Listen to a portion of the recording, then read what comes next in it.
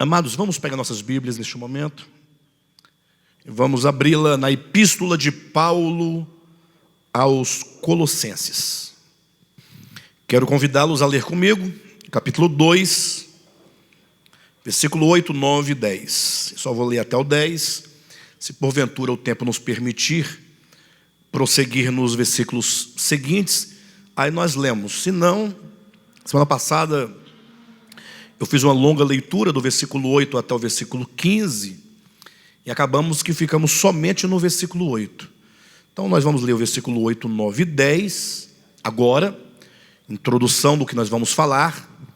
Se o tempo permitir, nós adentrarmos os versículos seguintes, nós vamos lendo pouco a pouco, tá bom? Então diz assim os versículos 8, 9 e 10 da Epístola de Paulo aos Colossenses. Cuidado que ninguém vos venha a enredar com sua filosofia e vãs sutilezas, conforme a tradição dos homens, conforme os rudimentos do mundo, e não segundo Cristo, porquanto nele habita corporalmente toda a plenitude da divindade. Também nele estáis aperfeiçoados. Ele é o cabeça de todo principado e potestade.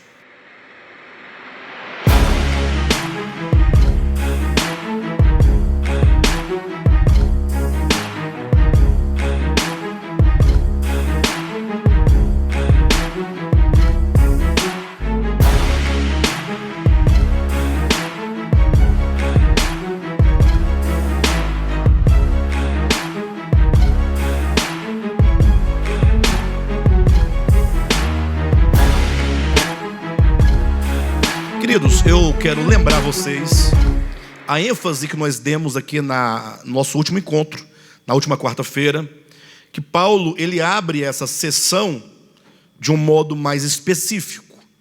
Ou seja, até aqui, todo o capítulo 1 e os primeiros 7 versículos do capítulo 2, Paulo falou de uma forma geral, de uma forma apresentando quem é o Cristo de Deus. É como que o apóstolo quisesse dizer, olha, tudo se resume em Cristo. Cristo é tudo para nós. Só que o quanto que nos parece clara essa expressão, Cristo é tudo para nós, e o quanto que estamos longe de compreender ainda essa expressão. Ou seja, quando se diz que Cristo é tudo, parece que nós não estamos dizendo nada, porque parece algo tão óbvio.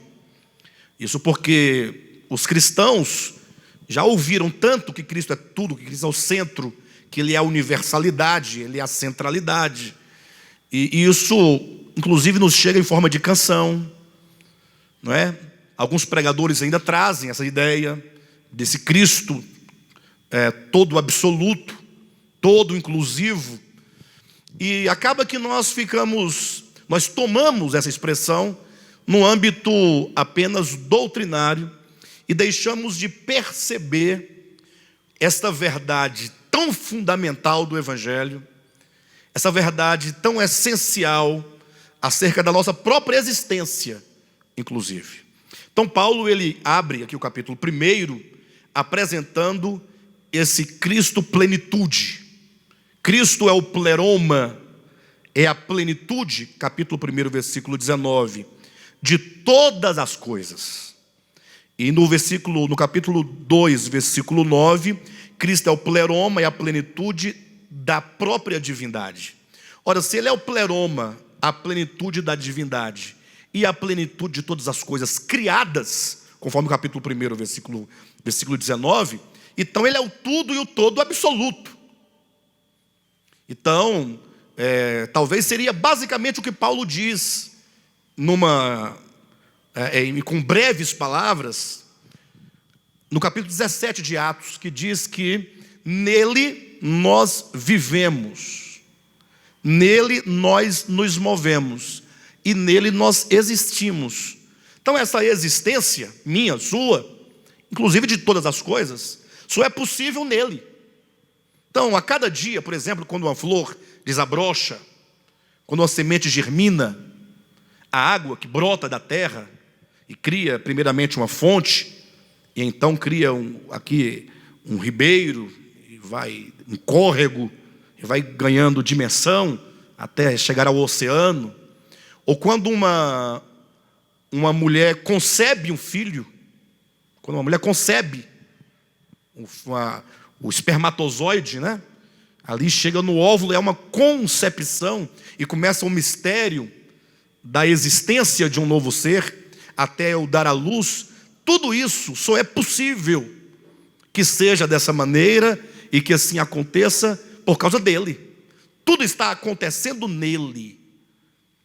Então o mundo existe nele.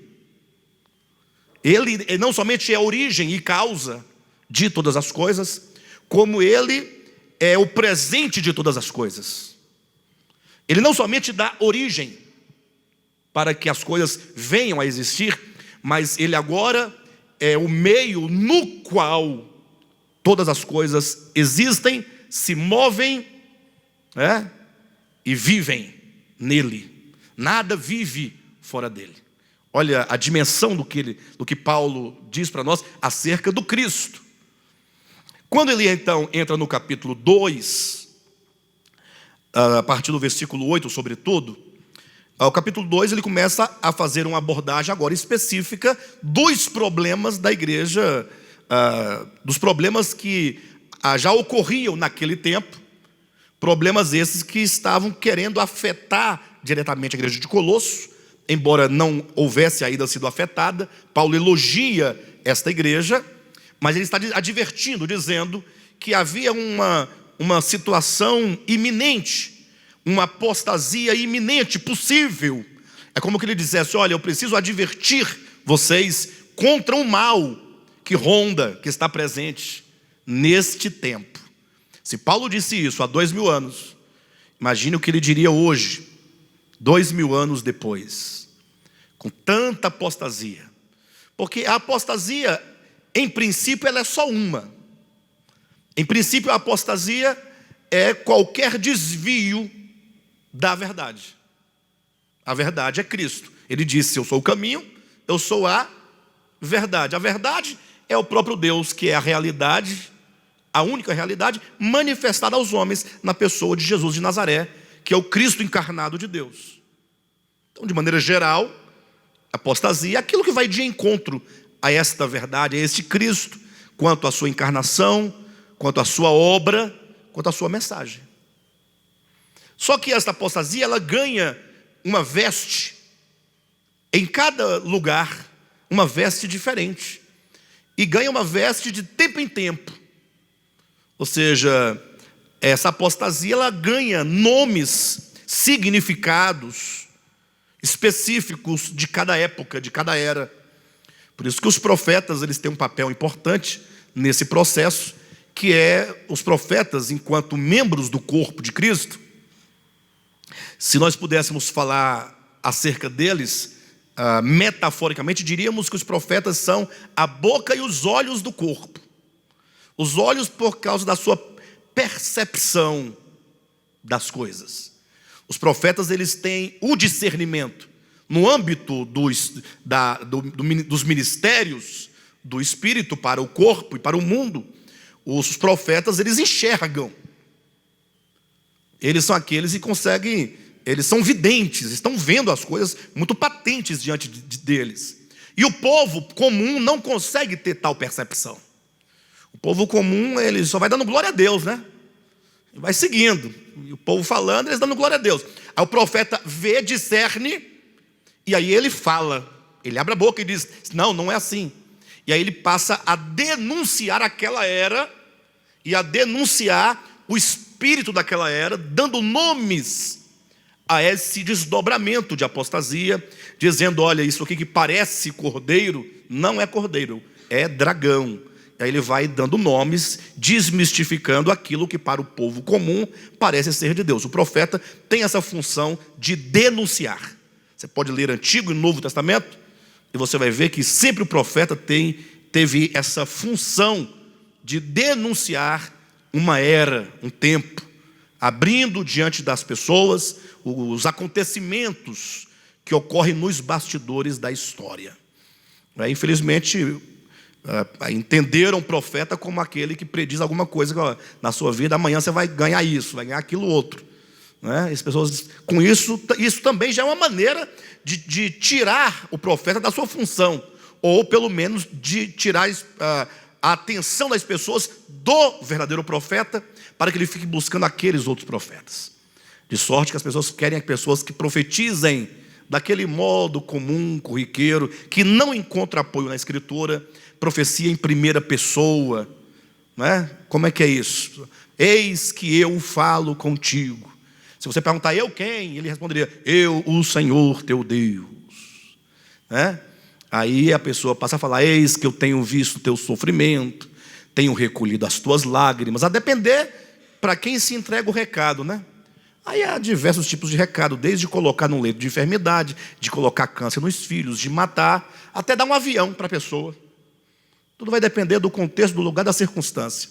Mas o fato é que os profetas bíblicos, eles têm essa função de denunciar uma era. Você pode começar desde o profeta Jeremias, profeta Isaías, os profetas todos lá do Antigo Testamento, entrando para os do Novo Testamento. E a própria palavra profeta, no grego ou no hebraico, traduz essa ideia de um porta-voz que traz uma mensagem para os homens acerca do seu tempo, não é? Enfim, então Paulo, enquanto um profeta, Paulo era apóstolo e profeta, não é? Ele entra no capítulo 2 aqui de Colossenses para demonstrar, apontar, denunciar o perigo iminente que ocorria. Por isso, no capítulo 2, versículo 8, ele começa dizendo, cuidado. Olha, cuidado. Seria mais ou menos assim. Olha, cuidado que ninguém vos venha a enredar. Cuidado que ninguém vos venha a enredar.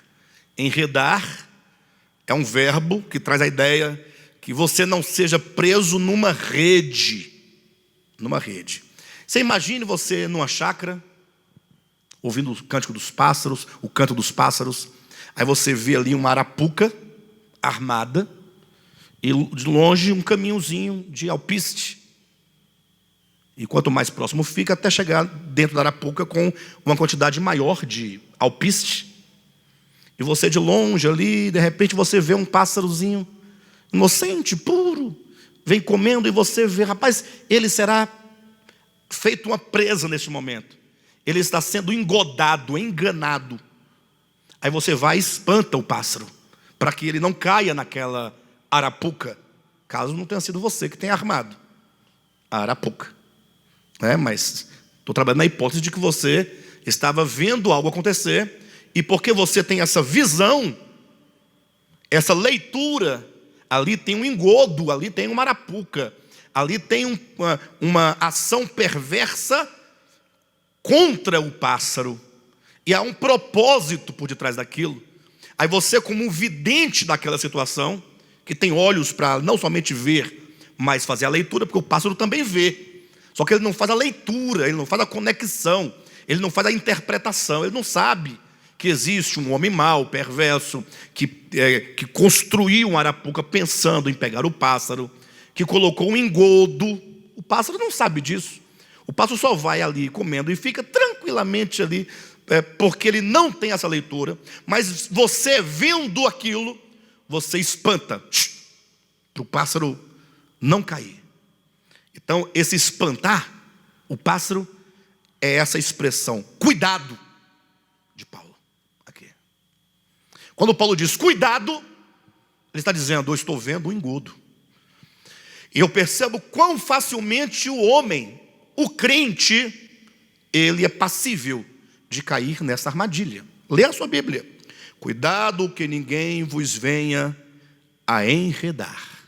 Ou a vos. Cuidado que ninguém vos venha a enredar. Ou seja, cuidado para que ninguém faça vocês presa deles. Ou sua presa. Ele está dizendo, olha, a mensagem que se ouve hoje em dia é uma mensagem muito perversa, está aí.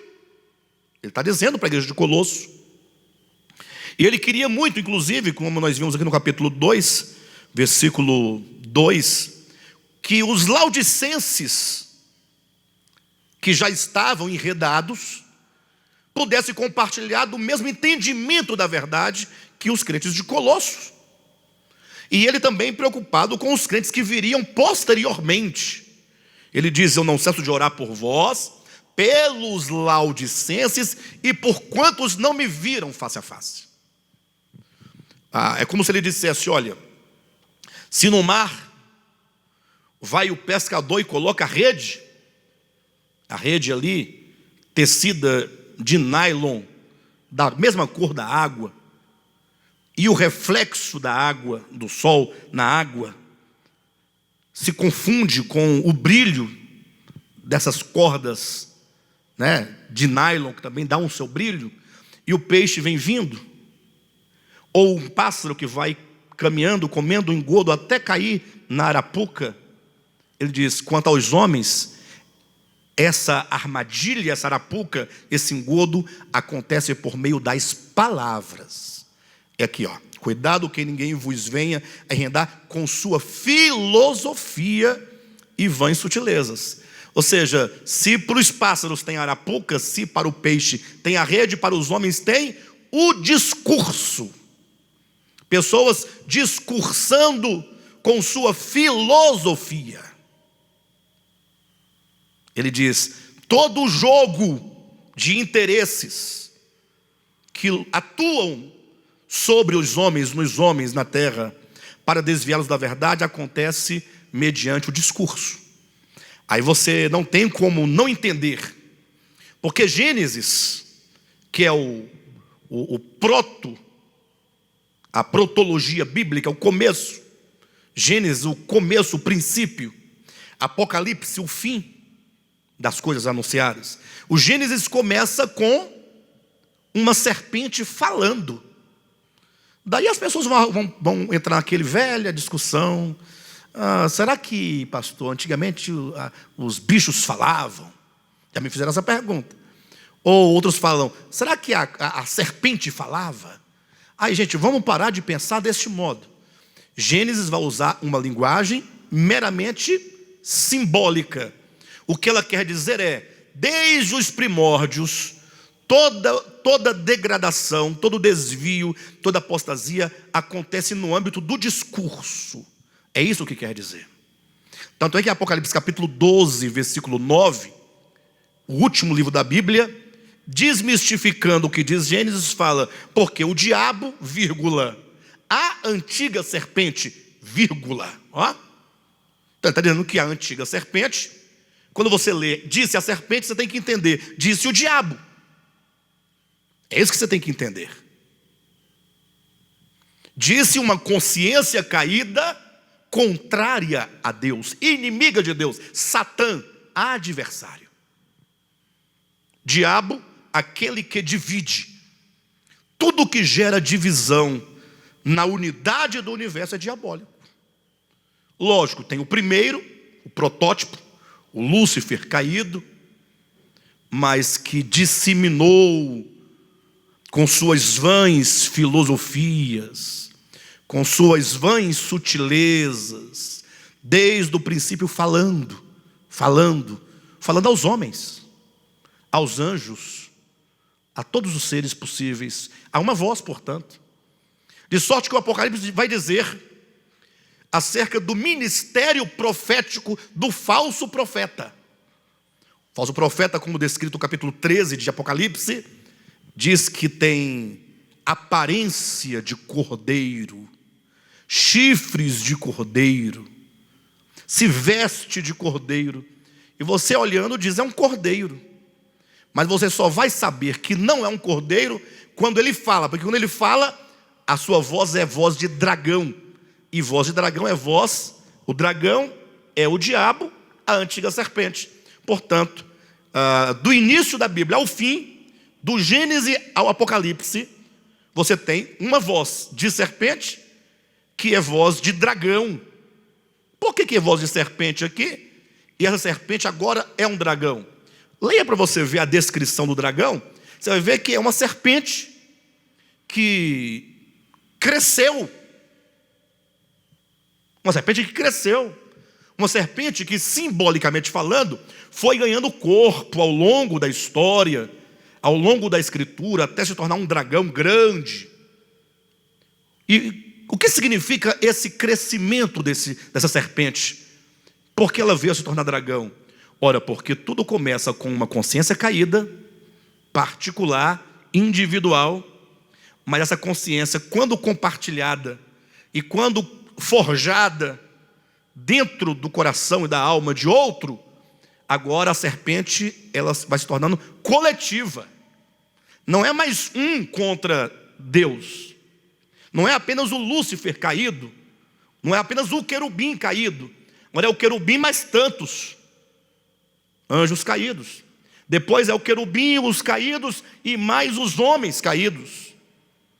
De modo que no final, em Apocalipse da história revelada, diz que essa serpente agora já é um grande dragão. Já é uma consciência muito coletiva, enorme. Falando, voz de dragão. Falando o quê? O engano. Falando o engano. E nisso consiste um grande segredo e um grande mistério. E talvez todo o nosso empenho seja não somente o discernir em que consiste esse engano, mas sobretudo, ou além disso, além de discernir, ou sobretudo experimentar uma libertação dessa voz interior. Dessa voz interior. Talvez o maior exemplo disso seja o próprio Jesus de Nazaré. É dito que antes de ele começar o seu ministério, ele foi tentado pelo diabo. Aí daí vocês imaginem que quando se lê a Bíblia, a maioria das pessoas ainda fazem, em pleno século XXI, aquela leitura meramente historiográfica da Bíblia. Ou supostamente historiográfica. Ou faz aquela leitura meramente a leitura literal do texto, sem absorver o sentido. Aí você fica imaginando o Cristo no deserto, 40 dias. E olha que diz no livro de Marcos, e somente em Marcos diz isso, que ele foi tentado por 40 dias. Já em Mateus e em Lucas, vai dizer que, tendo passado 40 dias, disse o diabo. Então essas três tentações registradas por Mateus, Marcos e Lucas, essas três tentações, das pedras em pães, do pináculo do templo e dos reinos do mundo, são apenas três de tantas, porque ele permaneceu sendo tentado durante todo o período. E só nos são registradas três, porque essas três, elas incluem todas as demais. Porque são três princípios e três fundamentos de apostasia. Só que a pessoa, ao ler a Escritura, o leitor neófito, ele fica imaginando lá, quando de repente o Cristo olha e vê uma sombra por detrás de uma pedra, né? E vendo aquele espírito rastejando. É uma coisa meio cinematográfica, né? E a serpente vindo, aquela sombra que não se apresenta diante. Se o leitor tiver uma mente bem fértil, ele vai entender que essa sombra veio por detrás e ficou aqui sussurrando, aqui na nuca, ali falando quase que um sussurro. O leitor fica imaginando essa cena. Ao passo que todos nós aqui já fomos tentados. Ou não? Quem já foi tentado aqui? Ou melhor, quem aqui nunca foi tentado? Interessante que Hebreus vai dizer que Cristo foi tentado em todas as coisas à nossa semelhança. Então, para eu entender a tentação do Cristo encarnado, eu tenho que partir da minha tentação, porque ele foi tentado semelhantemente a mim. Vocês entendem ou não? E essa tentação, ela nos ocorre constantemente num jogo de vozes interior. Uma verdadeira polifonia. Quando você, no seu silêncio, você fica conversando consigo, e você vai tomando de tantas informações, de tudo aquilo que você ouviu, que você viu, que você percebeu, que você interpretou, e o que você está vivendo, e aí começa um jogo interior. E uma voz, procurando se passar por sabedoria, te dando todos os motivos para não seguir a verdade. E se ele foi homem à nossa semelhança, e como Adão ele foi tentado, então, só que ele não cai ele não cai na tentação. Ele vence todas elas. Ou seja, essa voz cósmica caída, a voz de uma consciência cósmica caída, da qual todos os humanos são participantes. Todos. Não há nenhum mistério, senão que ela acontece de maneira tão natural. Nunca jamais uma criancinha vai nascer sem saber de nada. Daqui a pouquinho, ela, quando tiver uns 3, 4 aninhos, ela olha para ver, aí vê um diabo preto ou vermelho, sei lá, roxo, e esse indivíduo vem cá, faz isso, faz tal. Essa é apenas uma descrição para ilustrar, mas o fato é que você sabe como acontece a tentação. Você pode não concordar comigo, mas tantas vezes que você foi tentado, você sabe como aconteceu. Você sabe como ocorreu. E quantas vezes ainda você for tentado, você sabe como a tentação ela acontece. Mas o importante de tudo isso, eu quero dizer, é que esse ministério da tentação, do engano, é um ministério da palavra. É o ministério da palavra, não da palavra de Deus. Há de se lembrar que existe um ministério profético divino e existe um ministério profético caído. Eu fiz uma ministração de 3 mensagens, uma chamada trilogia, em que eu apresento o falso profeta, não é? O dragão, o falso profeta e o anticristo. Vocês vão encontrar com facilidade no nosso site. E lá então nós deixamos claro que existe esse ministério profético. Então, Paulo, cuidado que ninguém vos venha a enredar com sua filosofia. Ele está dizendo, essa voz está aí. Essa voz externa que prega, que anuncia, esse arauto, e que reverbera no coração do homem. Encontra um eco dentro do homem. Vocês hoje estão ouvindo o que eu estou falando aqui para vocês. Isso vai reverberar na semana. Vocês vão refletir. Caberá a vocês discernir pelo texto bíblico, ou pelos muitos textos bíblicos, se o que eu estou aqui divulgando faz parte do ministério da serpente, do dragão, ou do espírito da verdade. Não é o fato de vocês terem vindo a uma congregação cristã, ou que recebe este nome, que vocês estão livres do espírito do engano. Pelo contrário, é nesses lugares que o dragão fala muito, e muito. Então, a nossa saída e a solução é que nós sejamos pessoas bastante sensatas, para nunca seguir uma voz simplesmente pelo impulso da voz, mas de você ser uma pessoa reflexiva, que ouve, que considera, que julga. Não é assim que Paulo fala? Julgai as profecias. Ele não manda você julgar as profecias ou não? Lucas também não diz que os cristãos lá de Bereia, ou melhor, não eram bem os cristãos, mas os judeus que ouviram de Paulo a mensagem, os judeus de Bereia, eles eram meticulosos, porque eles ouviam atentamente e faziam a leitura dos textos bíblicos para se certificarem se as coisas eram daquele modo que Paulo estava dizendo, de fato ou de verdade. Então cabe a nós. De Paulo tem uma advertência, cuidado. E de nós temos que ouvir atentamente a advertência, ouvir o falar que está soando no mundo na atualidade e entrar para o texto bíblico para procurar esse discernimento. E veja como que o texto nos é claro, porque Paulo adverte contra a possibilidade de sermos enredados. De maneira bem prática seria a possibilidade iminente de sermos feitos escravos de uma forma de pensar, nos tornar escravos de uma filosofia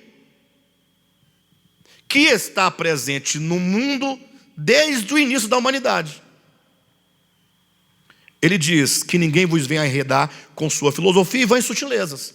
Quando ele fala filosofia e vãs sutilezas, parece não dizer muita coisa, né? Porque todos vão falar com filosofia, que é conhecimento. E sutileza, a depender do pregador, do orador, ele terá seus meios de trazer a palavra de um modo a conquistar o seu público. Tanto aqui não fala sutileza, fala vãs sutileza. Ele quer dizer que a sutileza em si mesma pode até ser um instrumento, mas diante da verdade ela é vã. A verdade não precisa de sutileza alguma. A verdade sempre vai ser a verdade. Mas me parece não dizer muita coisa quando ele diz filosofia e vãs sutilezas. É vazio. Porque como é que eu vou identificar que é o engano? Aí ele diz, segundo. Tem um segundo aí, não tem? Cuidado que ninguém vos venha enredar com sua filosofia e sutileza, conforme. Não tem um conforme na sua Bíblia? Então, conforme, aí passa até a primeira vírgula, aí tem outro conforme aí na frente, tem dois conformes. Então ele quer dizer que essa mensagem, que é o engodo, ela é segundo, ela é conforme duas coisas, conforme a tradição dos homens e conforme os rudimentos do mundo.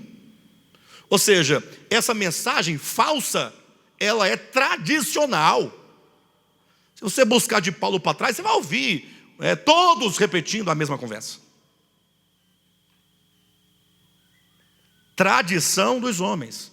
Ou seja, um homem que lá no princípio, no primórdio, ouviu, desenvolveu, passou para o seu filho, que ouviu, absorveu, assimilou, que passou para o seu filho, que também ouviu, assimilou, e foi passando, e foi passando, e foi passando, e aquilo que era passado era como, isso é a verdade, isso é a verdade, isso é a verdade, isso é a verdade, isso é a verdade, isso é a verdade, isso é a verdade, todos os dias a mesma coisa. Aí de repente, na plenitude do tempo, Deus envia seu filho. Aí quando vem o Cristo de Deus, ele se faz homem, e ele diz, eu sou a verdade, eu. Aí é um choque. Não que ele tenha dito que é a verdade, o choque se dá naquilo que o Cristo de Deus é, em relação àquilo que de longa data vem dizendo que era a verdade. Cristo não tem um único dia sequer em Jerusalém sem conflito com o judaísmo. Estranho, né? Eu estou colocando? Mas basta você ler Mateus, Marcos, Lucas e João. Quando foi que o judaísmo, enquanto aquela maneira de ver, de ler, de interpretar a lei ou Moisés, falou assim, puxa, que palavra bonita do Cristo. Ele está correto, porque afinal, ele fala... Vocês já viram isso na Escritura? Já leram isso em Mateus, Marcos e Lucas? Os judeus, enquanto os líderes do judaísmo, os judaizantes, em harmonia com o Cristo de Deus, estavam sempre procurando um momento para prendê-lo e matá-lo. Quem mata a Cristo, lógico, o povo, como até hoje, é usado como massa de manobra. Está todo mundo brigando por política agora, recentemente, né? Todo o grupo, o povo discutindo, tal, a gente vê, tal. Só que existe uns cabeça por fora aqui, que depois vai estar todo mundo junto no final, fica tranquilo. No final, essa briga é só aqui, entre nós. Entre eles estão tudo em conluio. O mundo jaz no maligno. Tudo em conluio. Tem aqueles que têm as propostas melhores que as outras. Tem uns que parecem ser mais honestos que outros. Não é? Tem uma série de coisas, mas no final, vocês vão ver qual vai ser o final. Não é? Apareceu um aí há 13 anos, há 14 anos, que ele era a solução, não era? Olha onde foi parar a solução. Vocês viram, né? Agora também tem uma solução, mas o tempo vai passar. Mas o que eu quero dizer exatamente é que quando o Cristo vem, quem é que mata o Cristo? O povo foi usado para aclamar, crucifica. Mas quem foi que articulou o plano, o projeto? Não tinha ali uma cabeça? Ou não tinha? Era a casta do ponto de vista humano. Lógico, do ponto de vista espiritual, tem mais cabeças por detrás. Mas eu quero que vocês vejam, no ponto de vista histórico, que eram, em termos de hoje, eu diria os bispos, os pastores, os presbíteros, os diáconos, os apóstolos. Essa turma aqui, ó. O que é isso? Sério. Sério, é. Quem eram os líderes? Quem eram os pastores da época? Os apóstolos da época. Entenda que eu estou tomando apóstolo, pastores, presbítero e bispo, porque essas são as nomenclaturas que nós entendemos hoje. Naquele tempo havia o ancião, o sumo sacerdote, os líderes do povo, os rabinos, os escribas, os saduceus, os fariseus. Mas esses termos que nós lemos aqui são equivalentes às nossas lideranças de hoje. Então é estranho, ou não é estranho, que quando aquele povo que dizia adorar o verdadeiro Deus, recebe o Cristo de Deus entrando no mundo, eles fazem oposição ao Cristo. Estranho. E como é que Cristo se defende diante de tudo isso? Ele fala, bem, vocês não conhecem o Pai. Vamos começar por aqui. Vocês não conhecem o Pai. O que vocês estão falando? Não, porque Moisés, vai ter Moisés e não sei quem mais, tal, e vão citar, vão para lá, para a história, e sobretudo do viés e da perspectiva teologicamente construída pelo judaísmo. Eu não estou culpando o texto sagrado. Estou dizendo, é a leitura, todo o problema é a leitura. E aí Jesus fala, não, vocês não conhecem o Pai. Aí na ocasião, Filipe falou, não, mas senhor, então mostra-nos o Pai. Ah, mas Filipe, quem me vê a mim, vê o Pai. Em outras palavras, eu estou aqui para revelar o Pai. Isso porque até então, tudo aquilo que foi dito ser a verdade, era apenas simulacros. Tudo aquilo que vinha sendo apresentado, mesmo por Moisés e pelos profetas, como a própria Escritura vai dizer, não sou eu, é a Escritura, quer briga com a Escritura, era sombra. Sombra. Hebreus 10:1, visto que a lei tem sombra de bens futuros, não a substância. Então ela está dizendo, a lei de Moisés não tem a substância, não tem a concretude, não tem a plenitude, não é. Eu pergunto aqui, alguém já viu uma sombra?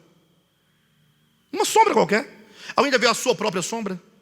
A pergunta que se faz é, quando você olha para a sua sombra, eu pergunto, é você? É você? Não é você. Tanto é que não é você que, quando a luz vai embora, você continua aqui e a sombra não existe mais. E ora você vai medir 6 metros de tamanho, porque a sombra alonga.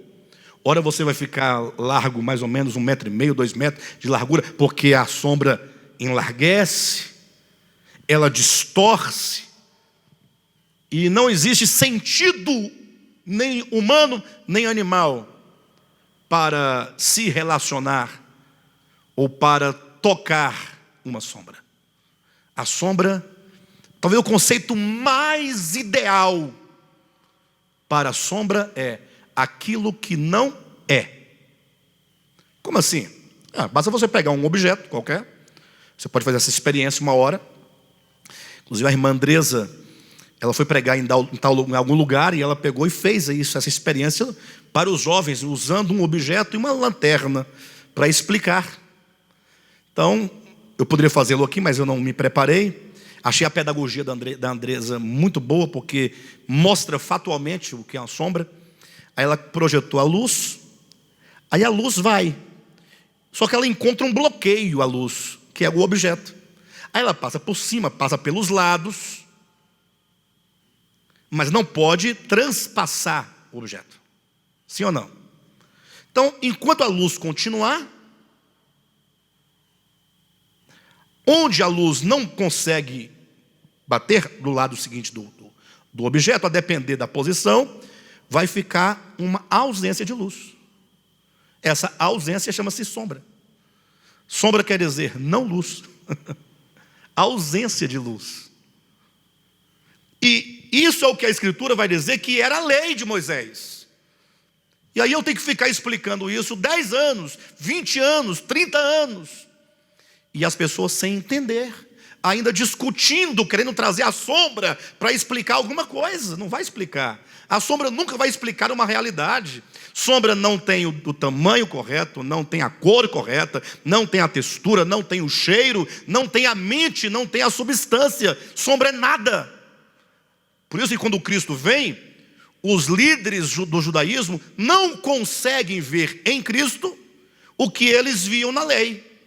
Aí o confronto está armado. O conflito está armado. Porque eles falam, esse Cristo, ele não se enquadra dentro da matriz canônica do Antigo Testamento. Se bem que ele não usava essa expressão Antigo Testamento, mas ele dizia o Cristo, esse que se apresenta enquanto Cristo, esse Jesus de Nazaré, não se encaixa na matriz canônica da nossa Bíblia, a Bíblia hebraica. Por isso que havia um boato, uma ideia de que o Jesus de Nazaré viera abolir a lei e os profetas. Veio, não, joga isso fora, vamos começar uma nova história por aqui. Fala, não vim abolir, eu vim trazer o cumprimento.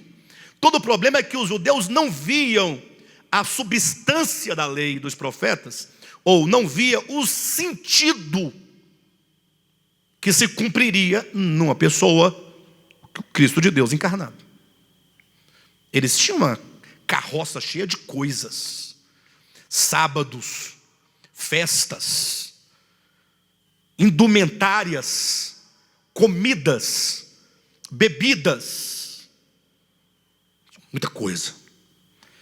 Só para você ter uma ideia do que eu estou dizendo, que não estou jogando palavras fora, estou um pouco inventando, capítulo 2, estou comentando o versículo 8, mas se você virar a página da sua Bíblia, até o versículo 16, Paulo vai dizer, ninguém, pois, vos julgue, por causa de comida e bebida, ou dia de festa, ou lua nova, ou sábados. Está dizendo, ninguém julgue vocês por essas coisas. Esse é o velho discurso, que chamam de verdade, como uma tradição dos homens. Versículo 17, por quê?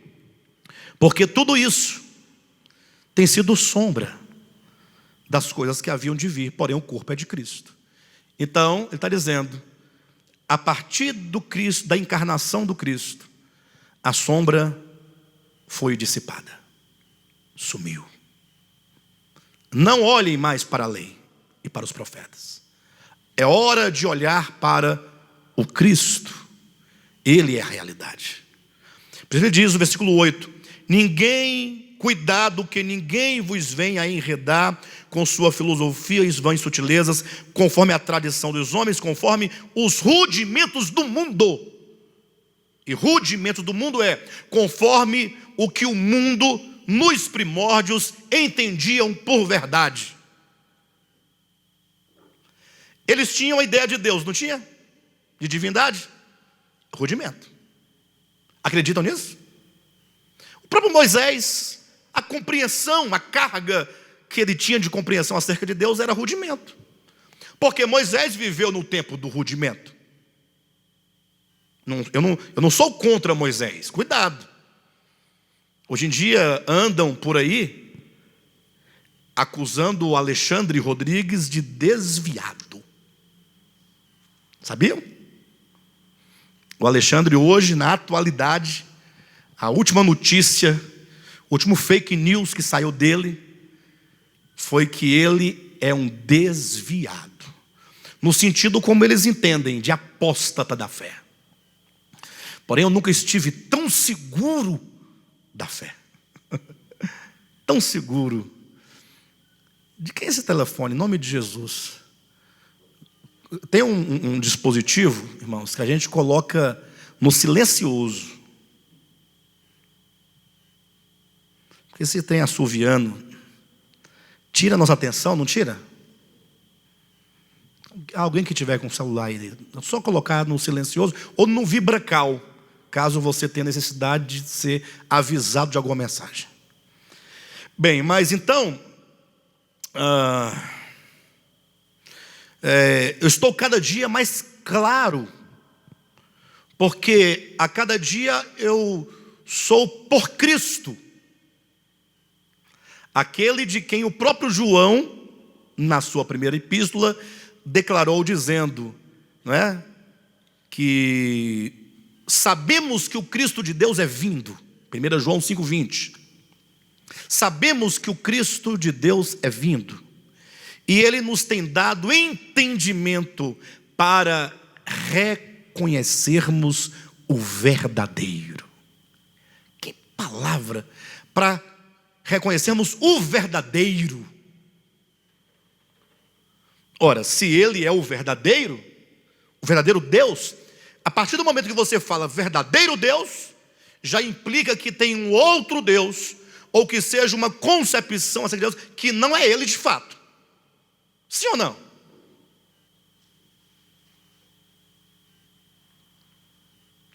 Cristo veio nos trazer o conhecimento do verdadeiro.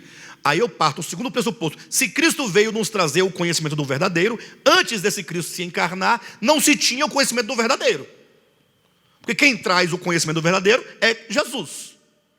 Antes de Jesus nascer, antes do Cristo se encarnar em Jesus de Nazaré, não havia. Mas havia conceito sobre o Deus Criador? Havia. Havia o conceito do Deus Redentor? Havia. Havia o conceito de Deus revelado? Havia. Mas em que plano? No plano das sombras, no âmbito dos rudimentos, no âmbito da pedagogia, não no âmbito da realidade. Então, esses rudimentos do mundo é a concepção, o pseudo-conhecimento acerca da realidade, acerca de Deus, acerca de todas as coisas relacionadas a Deus e ao homem e ao mundo criado por Ele.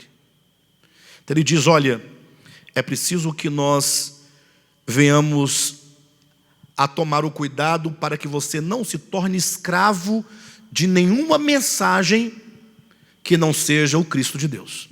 Agora, observe só como Paulo constrói a ideia, versículo 8 de Colossenses 2.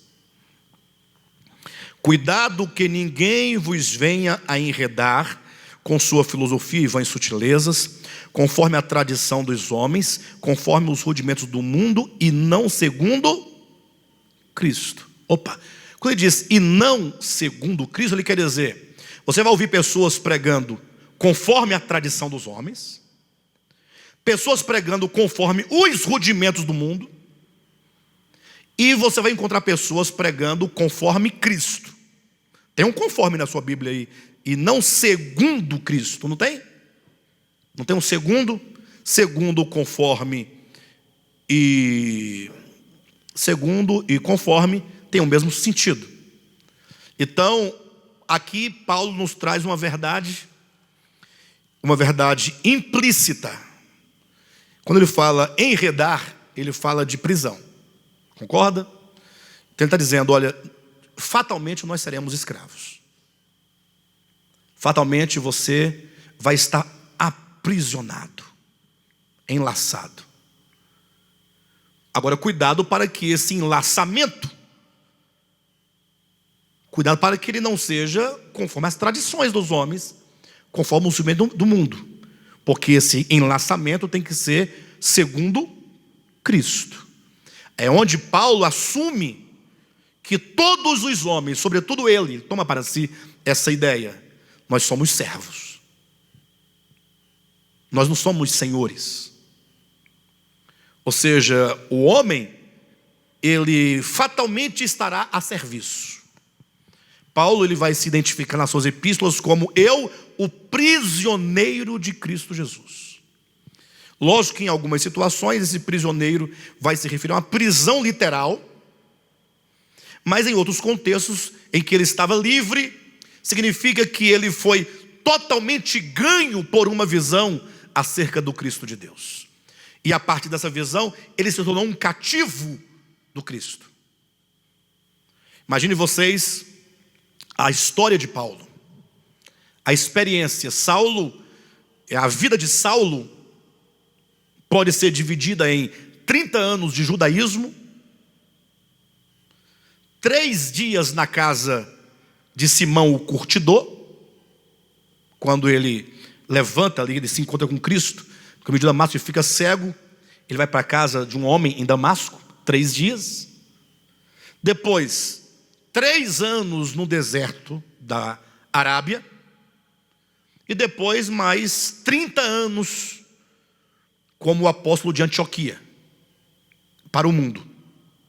Então nós temos o tempo de judaísmo, o tempo da sua transformação, que se dá a partir de Damasco, na casa de Simão o curtidor, no deserto da Arábia, com seus muitos arrebatamentos, e então a prática do seu apostolado nos próximos 30 anos.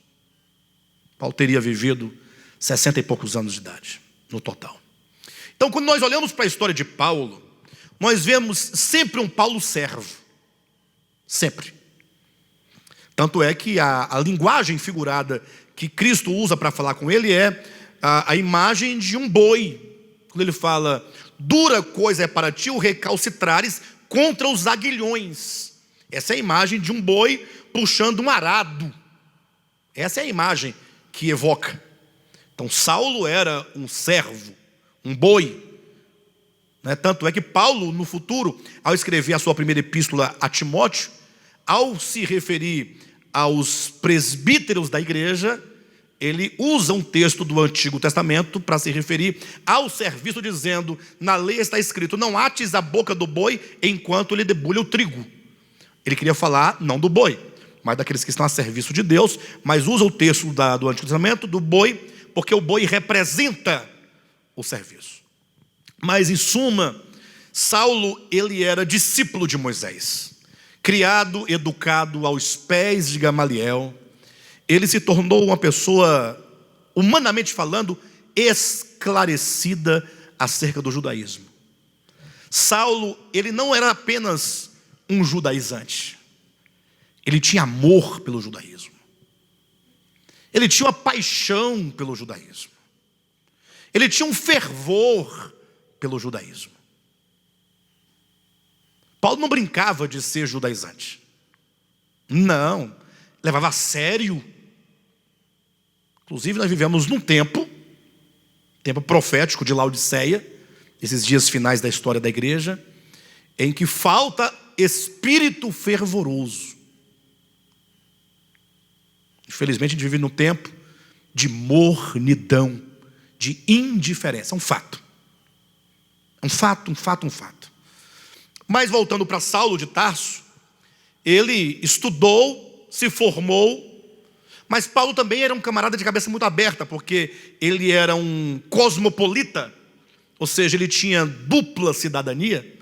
Ele nasceu na Cilícia, em Tarso da Cilícia, no Império Romano. Paulo era cidadão romano de nascimento físico, mas nascimento biológico, ele era hebreu de hebreus. Então, filho de hebreus pelo sangue, cidadão romano de nascimento. Nasceu em Roma. Então, ele tinha, usando os termos atuais, a certidão de nascimento, cidadão romano, porém filho de hebreus. Então, Paulo ele teve o seu primeiro momento de educação no judaísmo, aos pés de Gamaliel, mas estudou o direito romano, a literatura romana, a filosofia romana. Ele era um cosmopolita, era um homem do mundo. Não sem razão, quando Cristo vai escolher alguém para pregar o evangelho ao mundo, às gentes, aos gentios, aos povos, ele chama Saulo, porque Saulo é um homem das gentes, era um homem aberto para o mundo.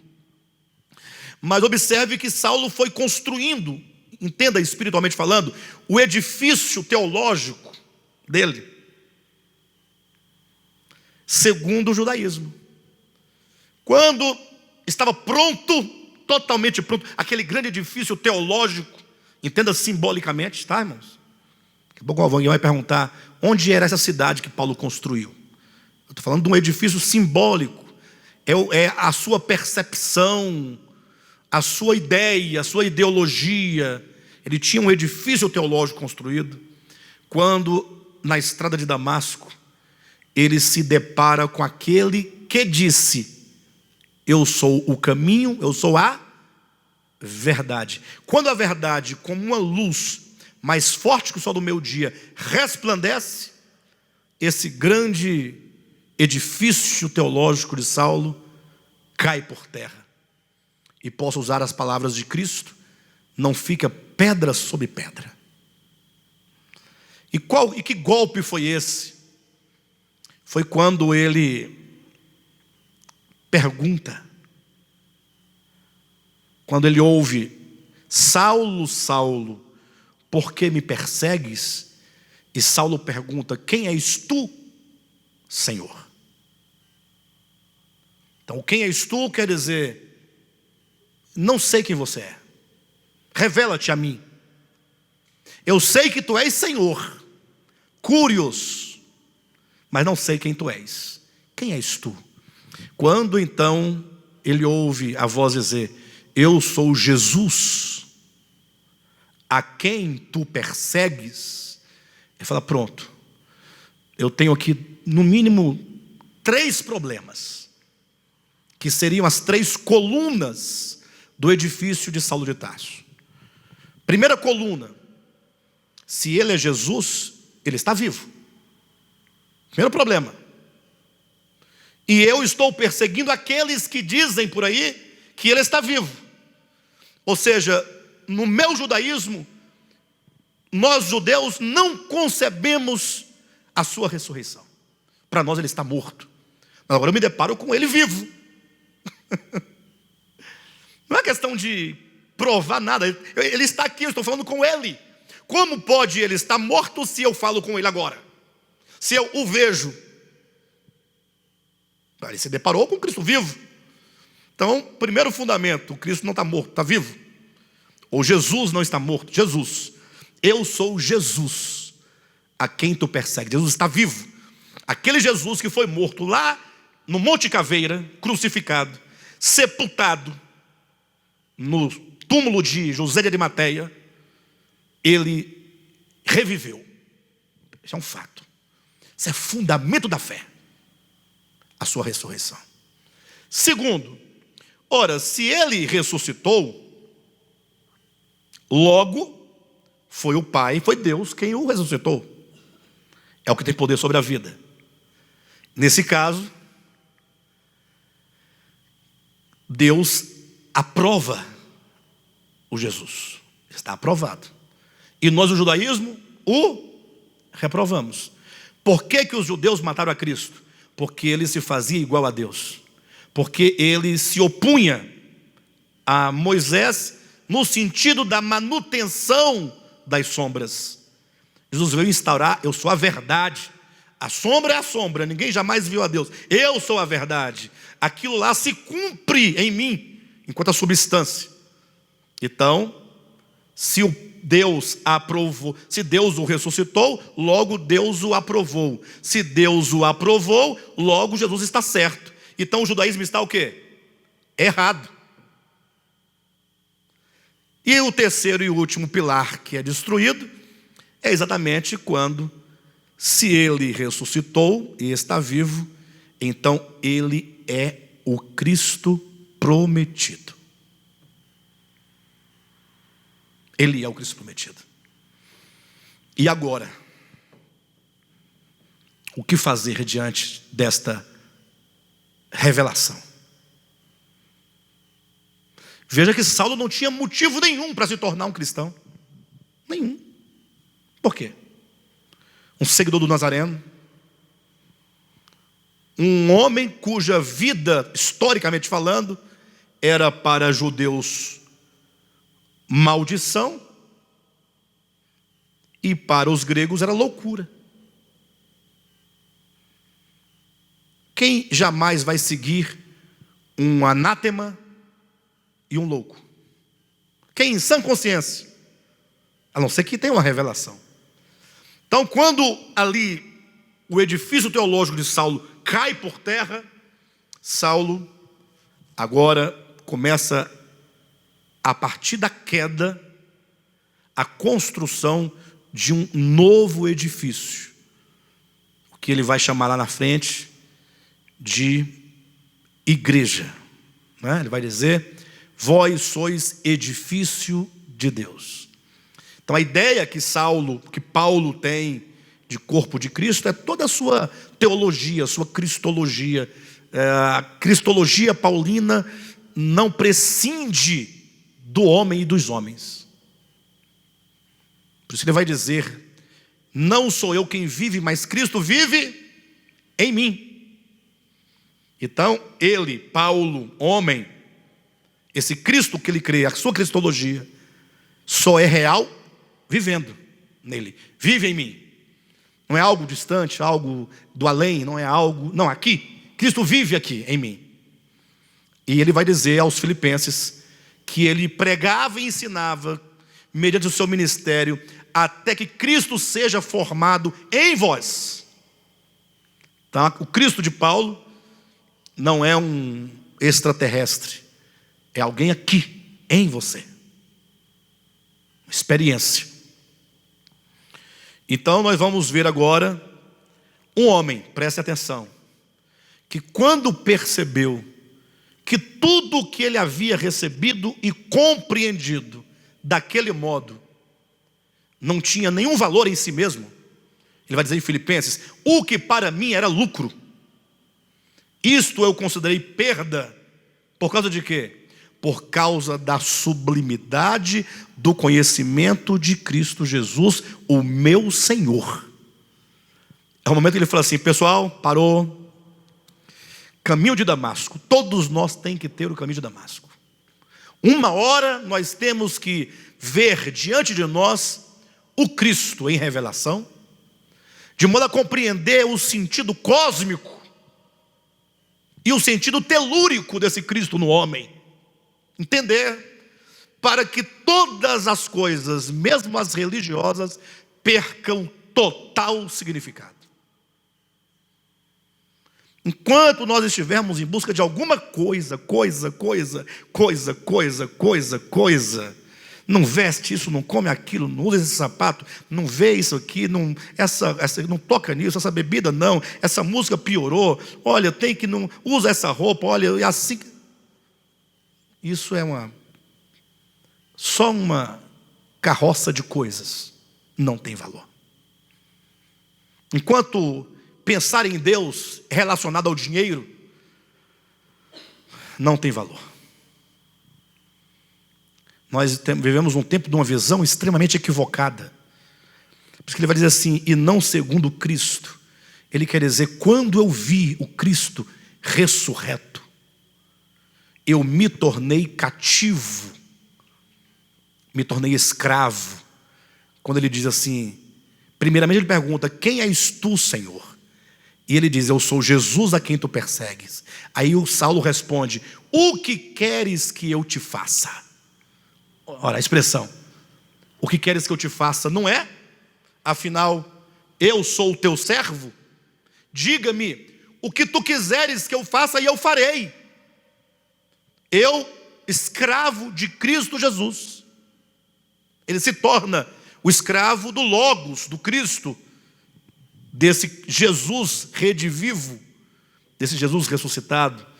E esse Jesus ressuscitado para Paulo ganha uma expansão na sua consciência tão grande, a ponto de ele falar aos Coríntios, na sua segunda epístola, que se porventura outrora conhecemos a Jesus, a Cristo segundo a carne, desse modo nós já não mais o conhecemos. Eu quero falar do ressurreto. É esse ressurreto que tem que ser pregado. O Cristo pregado é o Cristo que ressuscitou. Lógico que o ressurreto é o encarnado, que morreu, tudo isso está certo. Mas é aqui em ressurreição que o Cristo de Deus, efetivamente, enquanto mensagem para o mundo, ganha o significado. Então, não somente no versículo 8 nós temos aqui uma advertência, mas nós temos um apelo a que nos tornemos escravos, né? Nos tornemos doulos, sejamos atados, totalmente presos a esse Cristo divino, a esta verdade divina, a esse logos divino e, portanto, a esta palavra divina. A verdadeira fé nos une a esse Cristo. Quando nós somos capazes, não de repetir como um jargão, mas de confessar e declarar do fundo da nossa alma: o que queres que eu te faça, Senhor? Talvez eu possa aqui arriscar, sem muito medo de errar, mas quantos de nós estão aptos a verdadeiramente falar: o que queres que eu te faça? Você imagina alguém falar assim para o outro, um homem falando para uma mulher: meu amor, eu te amo. Você é a coisa mais importante da minha vida. Aí ele diz: sem você eu não vivo. Mentira danada. Sem você eu não vivo. Você é o ar que eu respiro. Aí você fecha essa declaração dizendo: o que queres que eu te faça? Não diga. Porque se ela disser, talvez você fale: não foi isso bem que você entendeu o que eu falei. Eu falei conotativamente. E se a mulher insistir e falar assim: você não sabe, sua burra, o que é conotativo? Aí começa a mudar o discurso, vai engrossando a voz. Que a mulher fala: ah é? Então se eu sou o ar que você respira, se eu me for embora, você morrerá. Então eu tenho que ficar aqui como ar para você se manter vivo. Então eu sou tão importante que você se tornou agora. Você é capaz de fazer qualquer coisa para que eu não vá embora. Aí o homem fala: o que queres que eu te faça? Ela fala assim: ah é? Ah, então faça isso. Eu falo: não, mas também não é desse jeito, né? Não é por aí. Mas você não falou que eu sou o ar que você respira, que eu sou o seu tudo, a razão da sua existência, que você se move em mim, vive em mim, existe em mim? Aí fala: não, eu falei conotativamente. Como os poetas, né? Falavam, os poetas românticos, né? Da Arcádia, como eles falavam. Os parnasianos falavam, aquele idealismo tonto. Bem, por todos os efeitos, quantos de nós consegue ver o Cristo a ponto de ter tal reconhecimento interior, de falar: o que queres que eu te faça, de maneira legítima, e está disposto, não somente disposto, mas desejoso de ouvir ele falar o que ele quer. E quando ele falar o que ele quer, você fala assim: isso para mim será a minha satisfação. Eu não sei, eu já falei aqui algumas vezes, mas não sei se vocês colheram, mas o capítulo 14 de João, extremamente importante.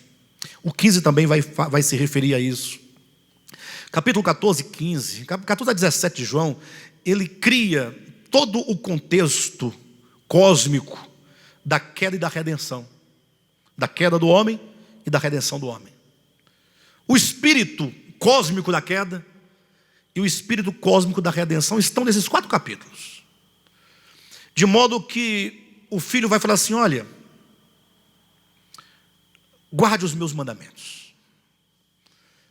E o que ele chama de mandamento, cuidado, não são os 10 mandamentos, tá? Leia, ele vai dizer: guardem as minhas palavras.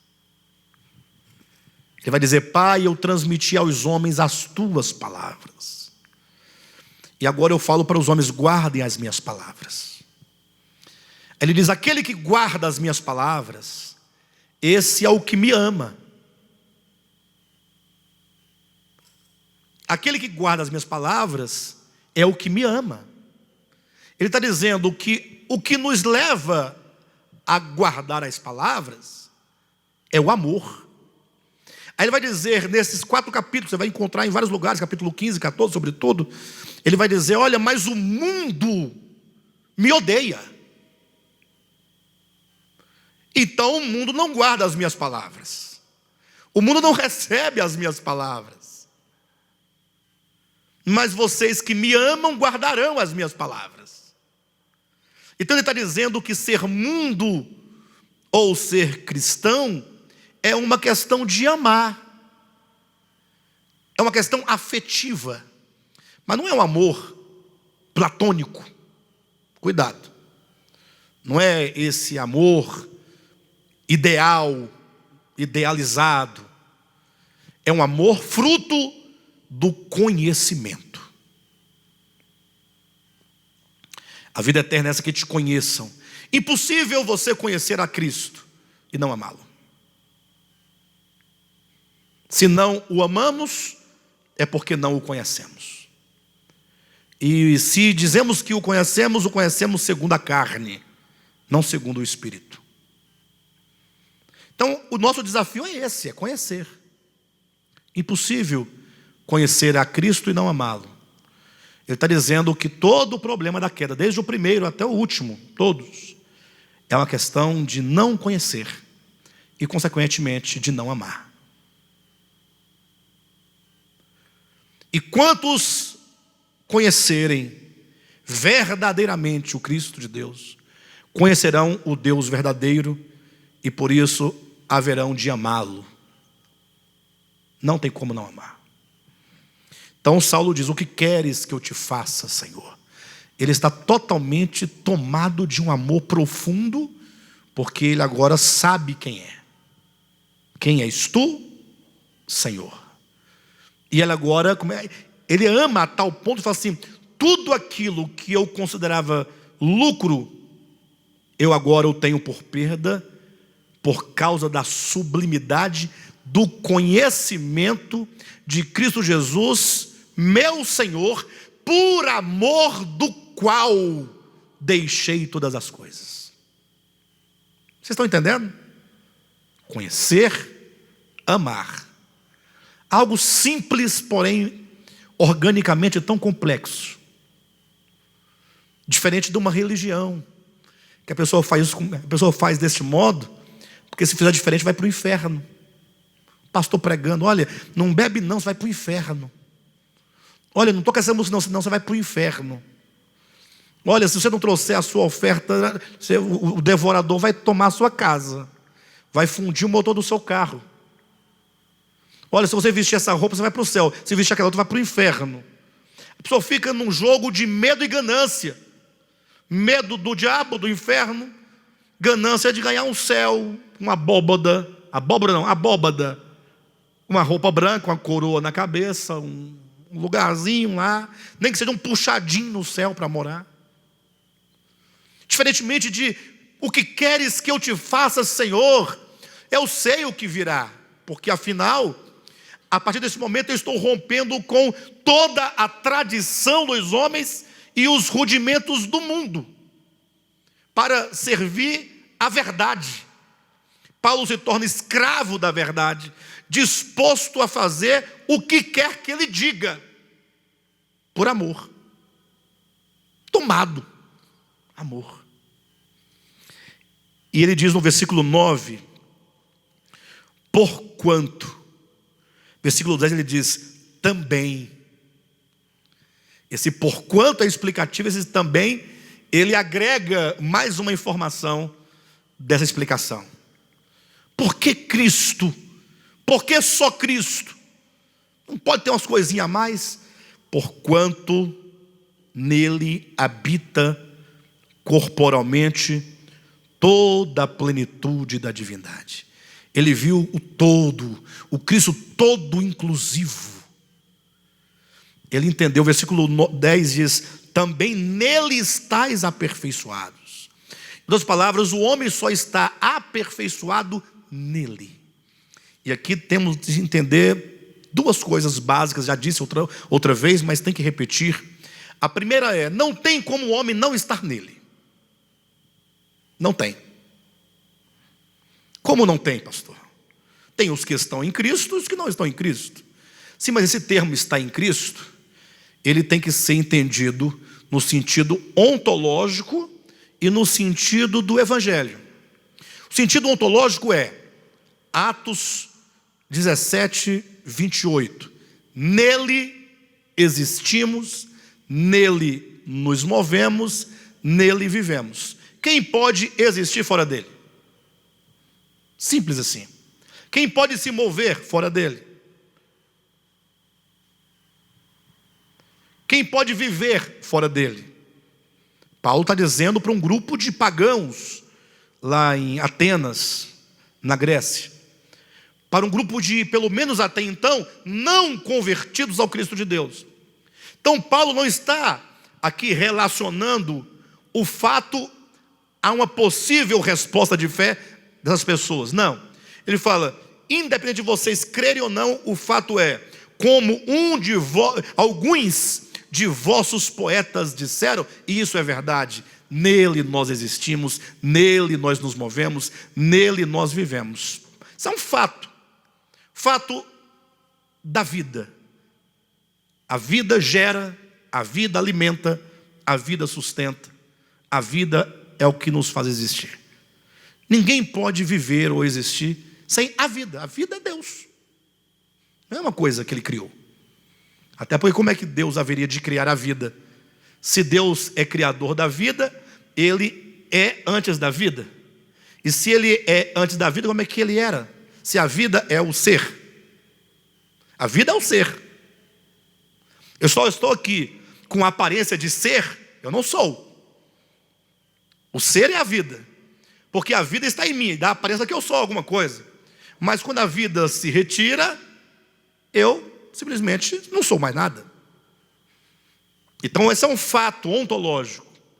Mas o estar em Cristo vai ganhar um outro sentido quando o homem que está em Deus, fatalmente, organicamente, porque não pode deixar de estar, quando ele é iluminado na sua consciência, no seu coração, e agora, uma vez iluminado na consciência do coração, ele entende que ele estava iludido, porque ele pensava que podia viver fora do Cristo, sem o Cristo.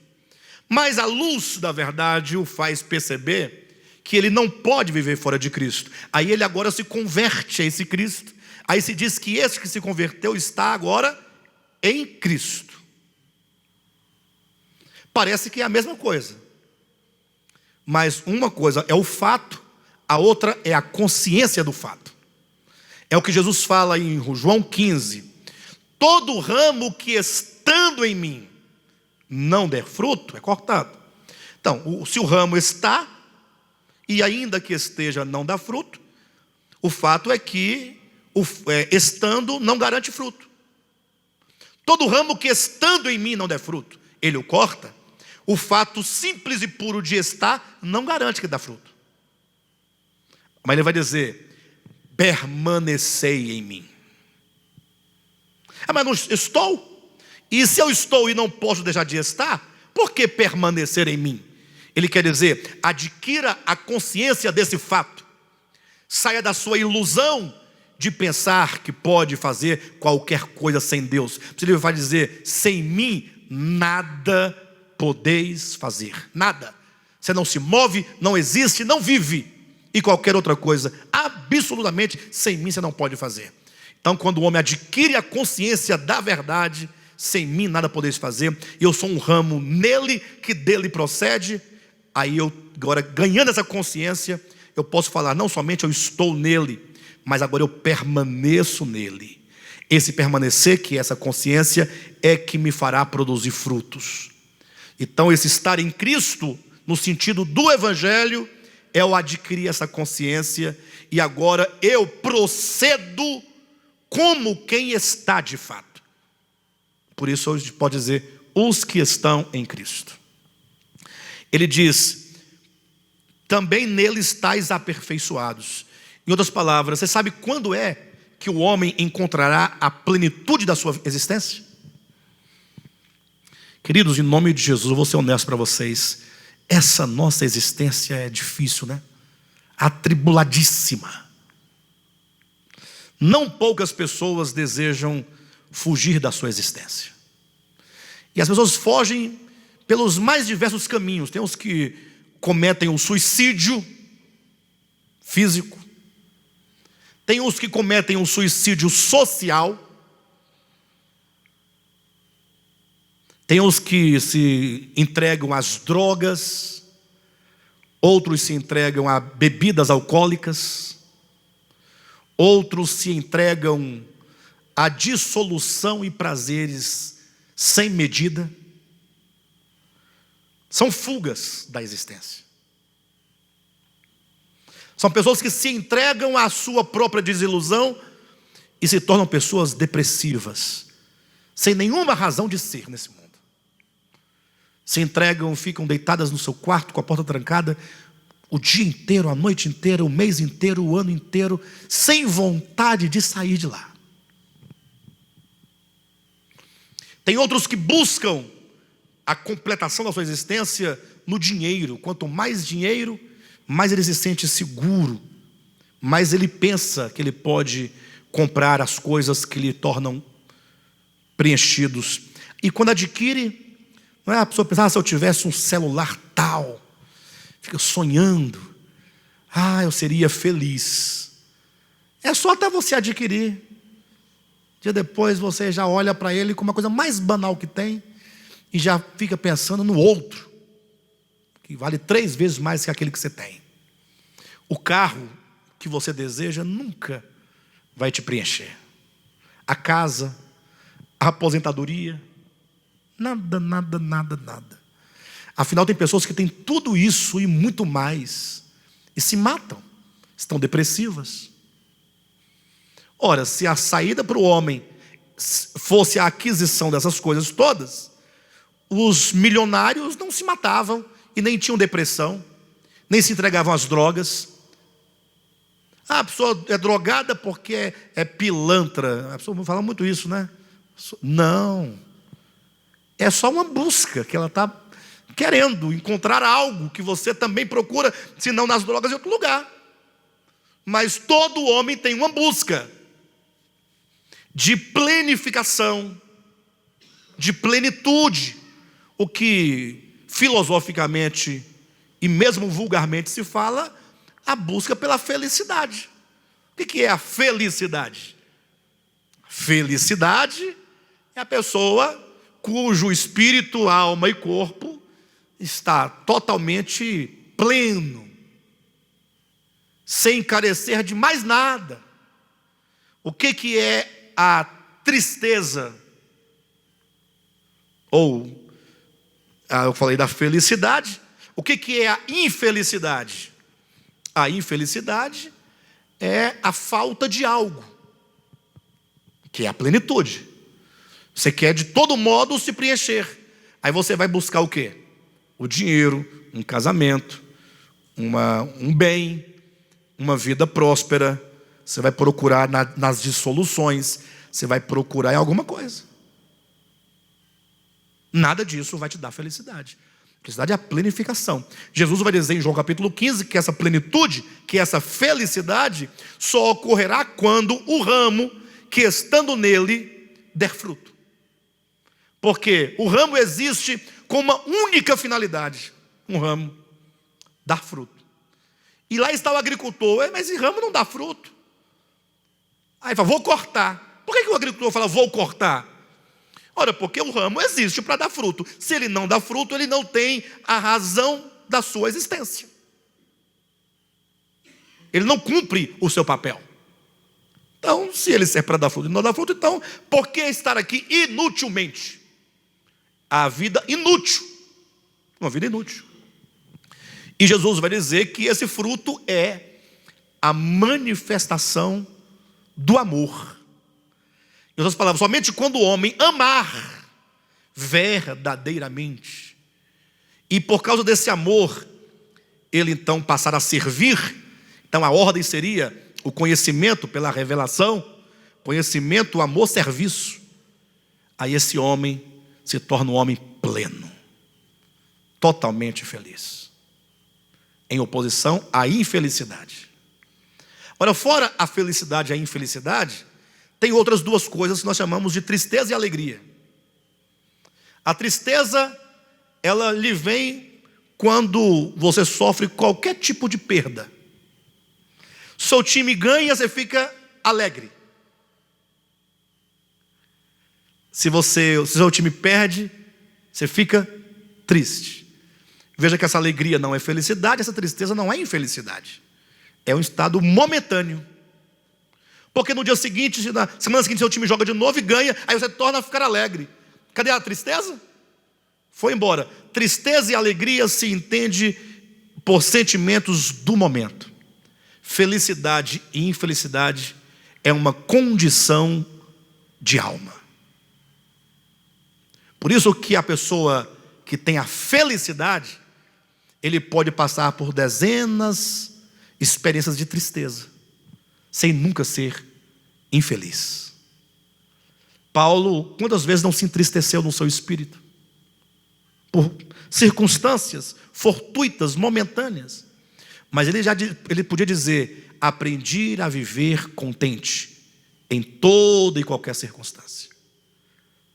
Aprender a viver contente em toda e qualquer circunstância. Ele fala assim: quando eu estou triste, eu sei ser contente. E em que consistia a sua felicidade?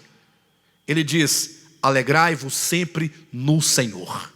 A minha felicidade é no Senhor.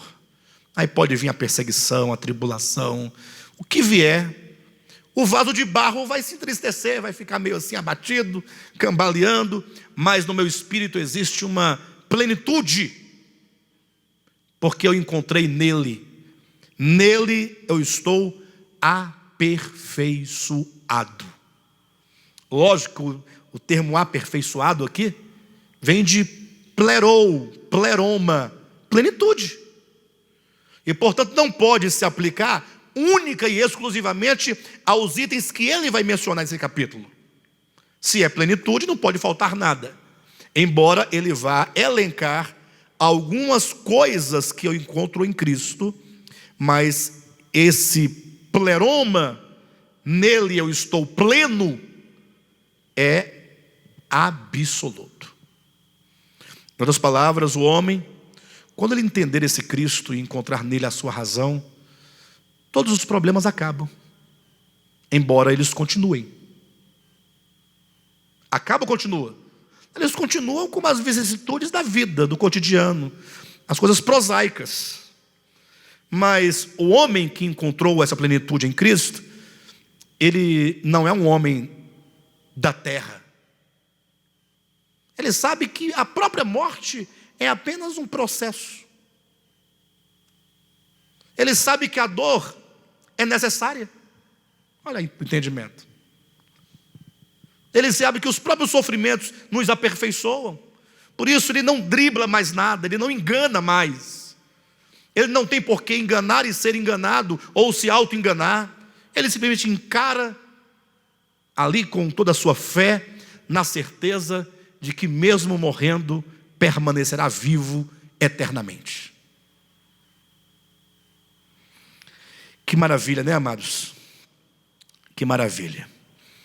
Semana que vem nós vamos continuar então.